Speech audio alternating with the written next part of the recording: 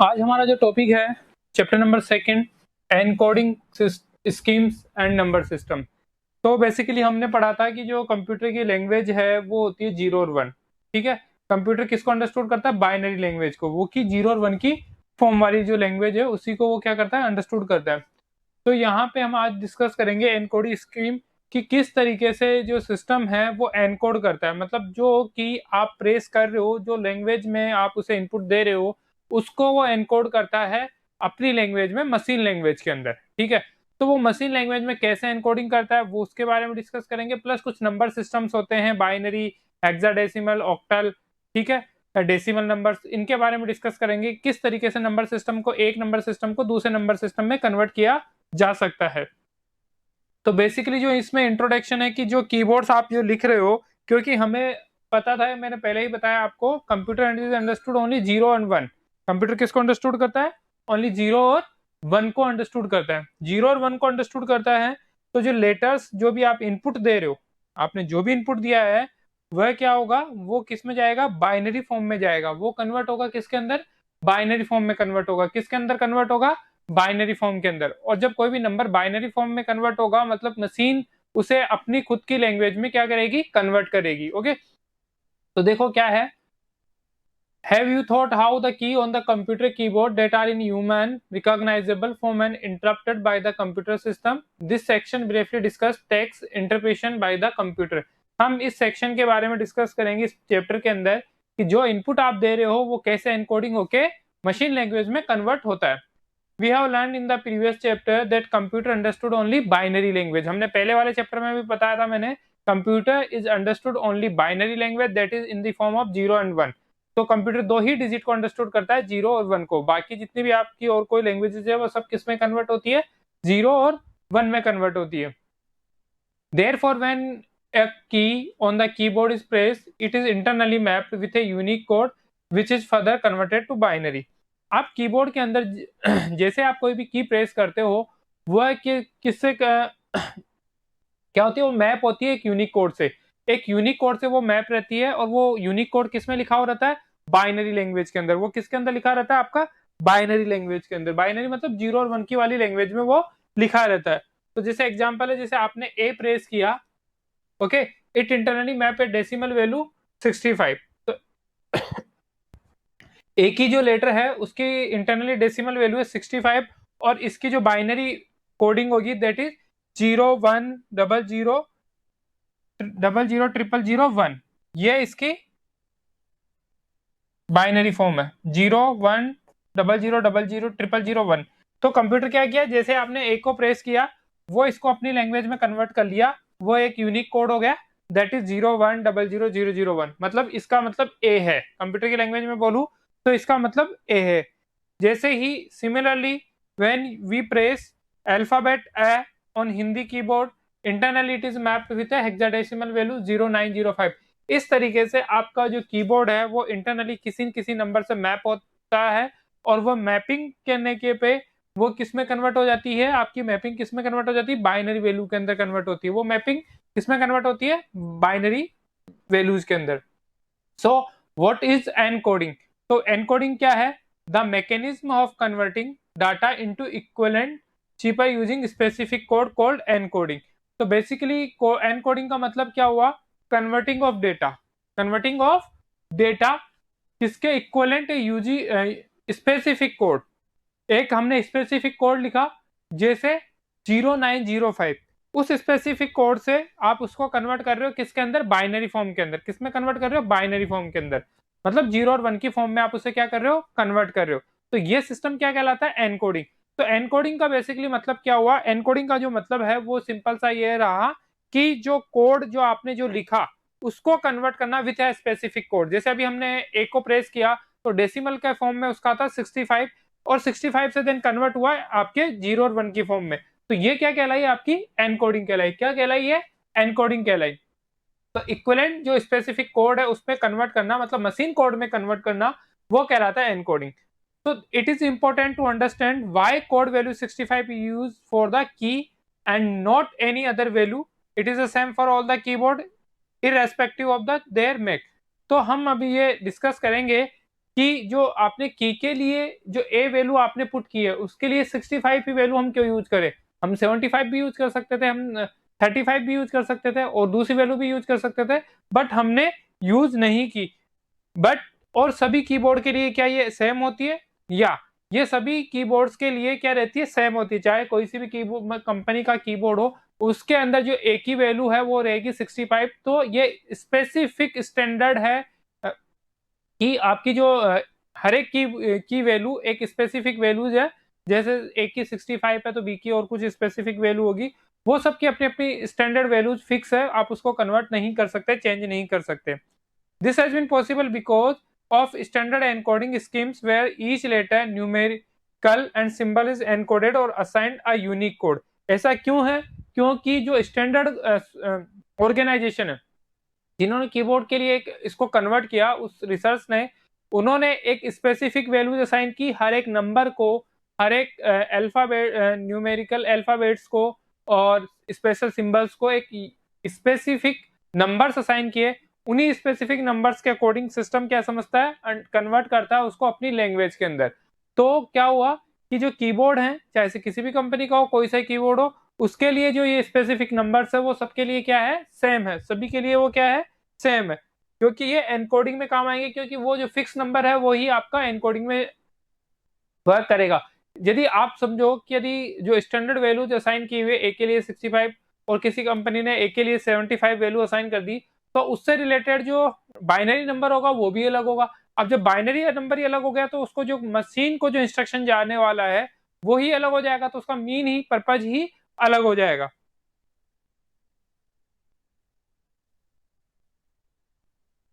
where each letter numerical has assigned a unique code. Some of the well-known encoding scheme are described in the following sections. कुछ encoding schemes जो standard world wide बनी हुई है उनके बारे में हम डिस्कस करेंगे कि जो American standard code of for information interchange ASCII, उसने कुछ रूल्स डिसाइड किए थे इन एनकोडिंग सिस्टम्स को चेंज करने के लिए। तो किसी न किसी ऑर्गेनाइजेशन ने इसको बनाया तभी आपके सामने एनकोडिंग यूज हुआ। तो ऐसा ही एक ऑर्गेनाइजेशन है ASCII, American standard code for information interchange. इन ये ऑर्गेनाइजेशन ही ने डिसाइड किया कि किस तरीके से हम कोड्स को एक अलग एनकोडिंग कर सकते हैं, जो कीबोर्ड्स की जो कीज है उनको किस तरीके से हम एनकोड कर सकते हैं। तो in the early year 1960 computer said no way of communication with each other due to different ways representing key of the keyboard. अब सबसे इंपॉर्टेंट बात क्या है? आज जो आप कंप्यूटर देख रहे हो, आज जो आप कीबोर्ड देख रहे हो, वो सबके लिए सेम है, ठीक है। बट इन 1960 के अंदर जो कंप्यूटर यूज हुआ, उन जितने भी कंप्यूटर्स थे उनमें जो कीबोर्ड थे, जो इनपुट कराने का मेथड था, सबका डिफरेंट डिफरेंट था। मतलब क्या था कि सबके कीबोर्ड अलग अलग थे। यदि आपको एक मशीन में ए प्रेस करना है तो आप जिस टाइप का कीबोर्ड ले रहे हो उसके अकॉर्डिंग आपको ए प्रेस करना था, उसकी कोडिंग के अकॉर्डिंग ए प्रेस करना था। बट जैसे दूसरी मशीन में आप गए और आपको वहां पे ए प्रेस करना था, तो यहाँ पे जो वे था वो टोटली डिफरेंट हो गया। आप वहां पे जिस तरीके से ए प्रेस किया था, ए की जो वैल्यू थी वो यहाँ पे ए की वैल्यू नहीं है, ये दूसरी हो गई। तो इस वजह से क्या हुआ कि हर एक मशीन के अंदर जो रिप्रेजेंटिंग कीज थी वो क्या थी? कीबोर्ड के अंदर डिफरेंट डिफरेंट थी। क्या थी? Different different. और जब डिफरेंट डिफरेंट थी तो इसका मतलब था क्या? तो जो यूजर्स थे उनको अंडरस्टूड करने में बहुत प्रॉब्लम्स होने लगी। क्यों? क्योंकि आप यूजर्स, आप आज मैं कीबोर्ड चलाता हूं तो मेरे को ए प्रेस करना है, तो मैं एक कोई सा भी कीबोर्ड हो, मेरे लिए सबके लिए वैल्यूज क्या है? सबके लिए ए है। मेरे को नहीं पता कि इंटरनली कैसे चेंज हो रही है, ठीक है। बट ए आप प्रेस करोगे तो सबके लिए आपको ए ही दिखेगा, क्योंकि बट उस समय कम्युनिकेशन में यूज नहीं हो रहा था। आज कम्युनिकेशन में कीबोर्ड्स का इनका सबका ज्यादा यूज हो रहा है। तो यदि आपने ए प्रेस किया और आपकी मशीन या जो आपका कीबोर्ड है उसमें ए का मतलब अलग है और दूसरे कीबोर्ड में ए का मतलब अलग है, तो आपने जो वैल्यूज एक्सचेंज की है वो टोटली क्या हो गई? डिफरेंट हो गई। आप क्या मीन से, पर्पज से, किस वजह से कम्युनिकेशन कर रहे हो उसका क्या मतलब है, और जो रिसीवर है उसको क्या इंफॉर्मेशन मिल रही है उसका क्या मतलब है, दोनों का टोटल डिफरेंट हो गया। Thus, hence, the need for a common standard was realized to overcome this shorting. Thus, encoding scheme ASCII developed for standardization the characters representation. तो फिर ASSI ASCII American standard of code information inter exchange का development हुआ। इस organisation ने एक standard keys assign की या standard unique code assign किया हर एक कैरेक्टर्स को रिप्रेजेंट करने के लिए। तो अभी ASCII is still the most commonly use coding scheme. तो अभी भी जो भी कोडिंग स्कीम जो यूज कर रही है वो स्टैंडर्ड कौन सा ऑर्गेनाइजेशन डिसाइड कर रहा है? ASCII American standard code of information inter exchange ही आज भी किसी भी कोई कीवर्ड आप कीबोर्ड में, जैसे अभी कुछ समय पहले एक नया साइन कीबोर्ड में इंक्लूड हुआ था, दैट इज रुपीज साइन। ठीक है, अब वो रुपीज साइन को किससे ऑथेंटिकेशन मिला? इस ASCII ने इसको ऑथेंटिकेट किया और उसमें चेंजेस किए, उसने फिक्स एक यूनिक कोड असाइन किया। और वो आज के कीबोर्ड्स में जितने भी नए की आप पुराने कीबोर्ड देखोगे उनमें वो साइन आपको नहीं मिलेगा, क्योंकि उनके साथ वो कोड असाइन नहीं है। ठीक है, बट आज जो भी जितने भी कीबोर्ड देखोगे आपको उसके अंदर ये सिंबल जरूर मिलेगा, उसके लिए एक यूनिक कोड असाइन किया कर दिया। बट जैसे पहले वाले कीबोर्ड्स हम यूज करते थे उसके अंदर हमने एक कॉम्बिनेशन बनाया कि आप इन की को एक साथ प्रेस करोगे तो आपका रुपीज का साइन एंटर हो जाएगा। तो ये कोडिंग किसके थ्रू ऑथेंटिकेशन हुई, ऑथोराइज हुई? ASCII के थ्रू। तो ASCII ने इसको क्या किया? अप्रूव किया। ASCII ने इसको क्या किया? अप्रूव किया। Okay, so initially ASCII use 7 bit to represent characters. तो अब जो ASCII है वो कितनी बिट्स लेती है? 7 bits. 7 bits to represent characters, 7 bits लेती है कैरेक्टर्स को रिप्रेजेंट करने के लिए। Recall that there are only 2 binary digits. हमारे पास कितनी बाइनरी डिजिट्स है? ओनली 2 बाइनरी डिजिट्स है, 0 एंड 1। क्योंकि कंप्यूटर की जो लैंग्वेज है उसमें 2 ही वर्ड हैं, 0 एंड 1। सो इसका जो बेस होता है वो हमेशा कितना होता है? बाइनरी का 2, क्योंकि there are total number of 0 और 2, 0 और 1। So therefore total number of different characters on the English keyboard that can be encoded by 7-bit ASIC code 2 की पावर 7। तो 2 की पावर 7 मतलब 128। 128 आप क्या कर सकते हो? 7 बिट का है तो 128 कीबोर्ड्स कॉम्बिनेशन आप बना सकते हो अलग अलग अलग अलग अलग। ठीक है, Table 2.1 show the some printable characters for ASCII code, but ASCII is able to encode characters set of English language only। इसने किसके लिए स्टैंडर्डाइज किया? ओनली इंग्लिश लैंग्वेज के लिए। इसने किसके लिए स्टैंडर्डाइज किया कीबोर्ड को? ओनली इंग्लिश लैंग्वेज के लिए। तो अभी आपको पता है कि काफी सारे इन्वेंशन हो रहे हैं कि इंडिया के अंदर भी अपनी लैंग्वेज का कीबोर्ड जनरेट हुआ। संस्कृत एक ऐसी लैंग्वेज है जिसके अंदर भी नए कीबोर्ड एंटर हुए, तो कंप्यूटर यदि आप संस्कृत वाली लैंग्वेज के अंदर इनपुट देते हो तो वो उसको भी समझने लग गया। बट ASCII ने किसके लिए डेवलप किया सारे characters Unicode? Only English language के लिए। किसके लिए डेवलप किए? ओनली इंग्लिश लैंग्वेज के लिए। तो इंग्लिश लैंग्वेज के लिए उन्होंने जो कोड्स डेवलप किए, देखिए उनके सबके डेसिमल वैल्यूज यहाँ पे हैं अपने कुछ, और इन डेसिमल वैल्यूज के अकॉर्डिंग ही इनकी बाइनरी वैल्यूज असाइन हुई। तो स्पेस के लिए जो डेसिमल वैल्यू है वो 32 है। ठीक है, और आपकी जो डॉलर के लिए वो 36 है, एंड के लिए 38 है, ओपन ब्रेसेस के लिए 40 है, क्लोज के लिए 41 है, ऐसे ही ए के लिए 65 है, बी के लिए 66, 67। इस तरीके से सबके लिए क्या है? एक यूनिक स्पेसिफिक कोड्स असाइन किए हुए, और इन स्पेसिफिक कोड्स के लिए एक यूनिक बाइनरी नंबर असाइन हुआ। तो इस तरीके से आप जब भी कोई कीबोर्ड आप प्रेस करते हो, जैसे आपने डी प्रेस किया तो ये स्पेसिफिक कोड कन्वर्ट हुआ 68 में, और 68 कन्वर्ट हुआ फिर आपकी बाइनरी लैंग्वेज के अंदर। किस में कन्वर्ट हुआ? बाइनरी लैंग्वेज के अंदर। और ये बाइनरी लैंग्वेज के अंदर कन्वर्ट हुआ मतलब 0 एंड 1 की लैंग्वेज में कन्वर्ट हुआ। किस में कन्वर्ट हुआ? 0 और 1 की लैंग्वेज में। हम आगे डिस्कस करेंगे कि कोई सा भी डेसिमल नंबर है उसको बाइनरी नंबर में कैसे रिप्रेजेंट किया जाता है, और बाइनरी नंबर होता है उसको डेसिमल नंबर्स में किस तरीके से रिप्रेजेंट किया जा सकता है। तो यदि आप 68 का यदि बाइनरी नंबर बनाएंगे तो भी आप बना सकते हो 0 1 0 1 0 1 0 1 0 1, 2 times 0 1 1 1 1, sorry 0 0 1 1 0 0, 3 times 0, 4 times 0 1, और ये फिर 0 फिर 1,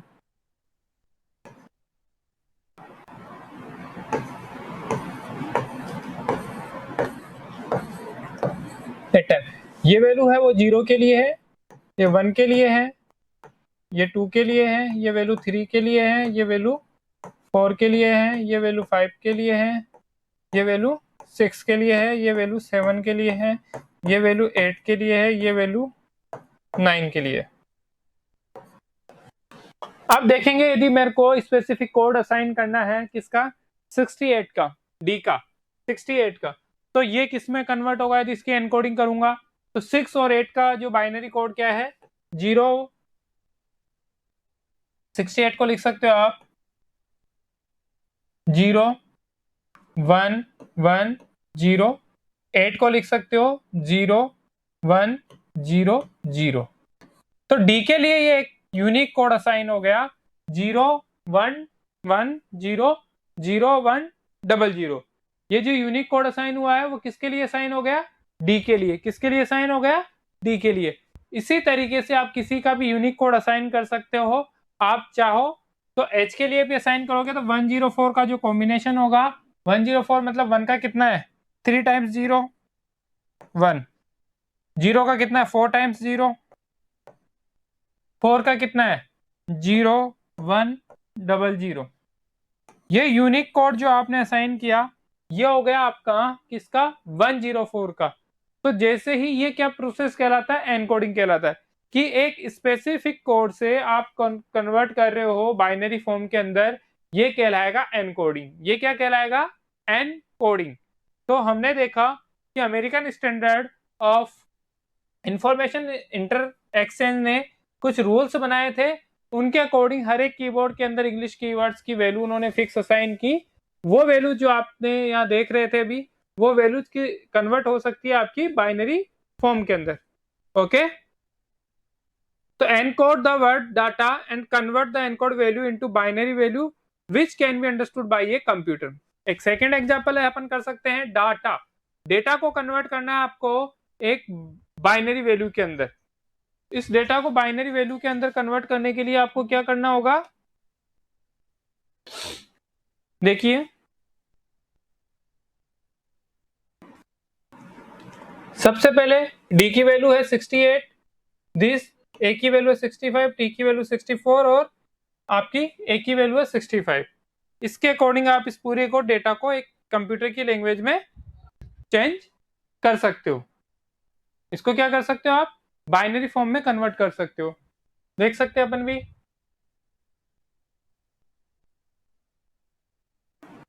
देखिए डी की वैल्यू 68, मैं यहां पे बताता हूं, डी की वैल्यू है 68, ए की वैल्यू 65, टी की वैल्यू है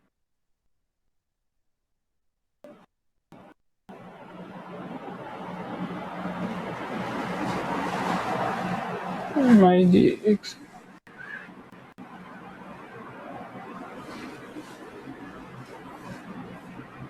जो टी की वैल्यू है 84, टी की वैल्यू है आपकी 84।